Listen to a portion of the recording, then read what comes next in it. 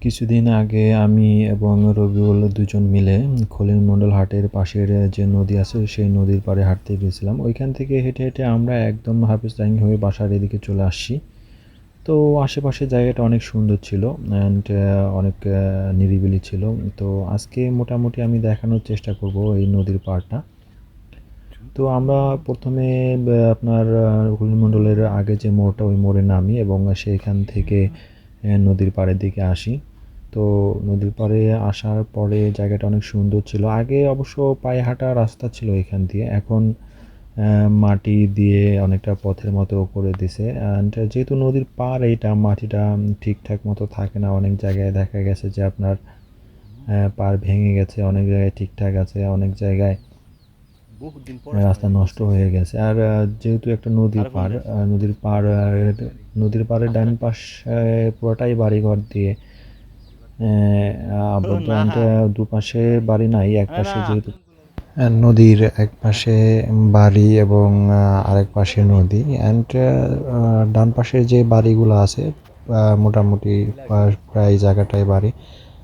আর এই জায়গাটা মাটি দেওয়া হয়েছিল, এখান থেকে নদীতে মাটি চলে গেছে, কিছুটা অনেকটাই চলে গেছে, রাস্তা ছিল পুরাটা। রাস্তাটা নষ্ট হয়ে গেছে, কিছুটা বাকি আছে, হয়তো বা আর কিছুটা ভাঙলেই আপনার এই ডান পাশের গাছগুলো ভেঙে পড়ে যাবে। এটা একটা বাগান, অ্যান্ড বাগানের পরে একটা বাড়িও আছে, হয়তো বা বাগানটা পুরোটাই চলে যাবে নদীতে। তো নদী যেহেতু ভাঙবে এটাই স্বাভাবিক, আর যেহেতু মাটির রাস্তা এই কারণে একটু বেশি ভাঙে। অ্যান্ড রাস্তাটা আগে আরেকটু বড় ছিল, অ্যান্ড অনেক আগে এটা পায়ে হাঁটার রাস্তা ছিল, কিন্তু পরে দেখা গেছে যে মাটি দিয়ে ভরাট করে দিয়েছে, মেলা রাস্তা করে দিয়েছে পায়ে হাঁটার জন্য। তো তাও এখন অনেকটা নাই, ওই পাশে বাম পাশে অনেকটা ভেঙে গেছে। অ্যান্ড পুরো রাস্তাটা এরকম বেশিরভাগই ভেঙে গেছে। ডান পাশে একটা বাড়ি। অ্যান্ড আপনার যেহেতু নদীর পাড়, এই জায়গাটায় আপনার নদীর সাইডে বাড়ির, নদীর আশেপাশে যারা আছে তারা হয়তো নদীর সাইডে বাঁশের ঝাড়, বিভিন্ন ধরনের গাছ লাগানোর চেষ্টা করে, লাগায় যাতে আপনার নদীতে কম ভাঙে। তারপরও কি আর নদীর ভাঙা এটা কমানো যায়? আর যখন পানি ওঠে, বন্যা হয়, তখন এই জায়গাটা কিংবা এই রাস্তাটা পানির নিচে চলে আসে। পানির নিচে চলে আসলে এখান দিয়ে পানি থাকে, দেখা যায় হাঁটুগিরও পানি থাকে। আর যা অনেক সময় পানি থাকেও না, কারণ আমাদের এদিকে প্রায় আপনার 3 থেকে 4 বছর যাবৎ কোনো রকম পানি ওঠে না। বন্যাটা একটু কম হয়, একটু না অনেকটাই কম হয়।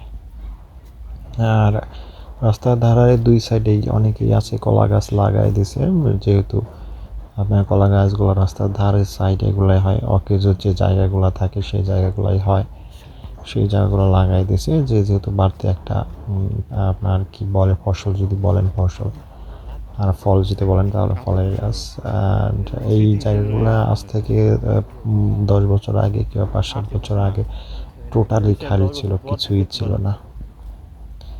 অ্যান্ড আমরা ভিডিও করতেছি দেখে আপনার এই একটা বাচ্চা, তার হয়তো বা বোন অথবা ভাই কোলে নিয়ে হাঁটতেছিল, সামনাসামনি চলে আসছে, জিজ্ঞেস করতেছে, আমি দেখতেছি যে কী করে এরা। অ্যান্ড নদীতে এই সময়টায় যদি পানি একটু কম, আপনার অনেকে আছে বড়শি দিয়ে মাছ মারে, অনেকেই জাল দিয়েও মারে। তো বড়শি দিয়ে মাছ ছোট বাচ্চারা মারে, যেমন এই দেখেন বাম সাইডে, আমি একটু দেখাই আপনার এই, হ্যাঁ, বাম সাইডে নদীতে দাঁড়ায় দাঁড়ায় ওই যে ওরা বড়শি দিয়ে মাছ মারতেছে। মাছ তেমন একটা পাওয়া যায় না, বাট তারপর চেষ্টা করে। অ্যান্ড এই হলো অবস্থা, সামনে রুবেল হাঁটতেছে হাফ প্যান্ট পরে। তো রবিউলকে সাথে করে নিয়ে গেছিলাম হাঁটার জন্য, যে চল যাই একটু হেঁটে আসি, দেখি পরিবেশটা কেমন কেমন ইয়ে। এই এলাকায় একমাত্র মসজিদ, এটা আগে ছাপড়া ছিল, এখন মোটামুটি বড় হয়েছে। এটা এখান দিয়ে একটা ব্রিজ হচ্ছে, যে হাফিজডাঙ্গি থেকে শুরু করে এই যে এই রাস্তা দিয়ে চলে আসলে এটা চলে গেছে একদম কালুর বাজারের ওইদিকে, এই ব্রিজ পার হয়ে কালুর বাজার ওইদিকে সামনে, অ্যান্ড সোজা এদিকে গেলে হাফিজডাঙ্গি যে ব্রিজ সেইটা। এই জায়গা দিয়েও আগে পায়ে হাঁটা রাস্তা ছিল, পাশে খাল ছিল, সেটা পুরোটাই ভরে দিছে বালি দিয়ে। এখান দিয়ে একটা রাস্তা উঠে একদম হাবিজরাঙ্গি ব্রিজের কাছাকাছি দিয়ে চলে যাবে হয়তো বা, এরকম একটা চিন্তা ভাবনা। অ্যান্ড এই ব্রিজটা যদি হয়ে যায়, এই রাস্তাটা যদি হয়ে যায়, তাহলে কালুর বাজারে ওইখানে যারা আছে তাদের যাতায়াত করতে অনেক সুবিধা হবে হয়তো বা। এই হলো অবস্থা। এইটা হলো হাফিজরাঙ্গির পিছনের যে বাগানের পাশ দিয়ে যে রাস্তা, সেই রাস্তা এটা। অ্যান্ড এরপরে চলে আসছে আমাদের হাফিজরাঙ্গির শেষ সীমানা আর কি। এই পাশে কেউ হয়তো বা কোনো কিছু করবে, এই কারণে ফসলি জমি তৈরি করছে। অ্যান্ড দুপাশেই ধুন্দুল গাছ লাগানো হয়েছে, অ্যান্ড আপনার সবজির জন্যে।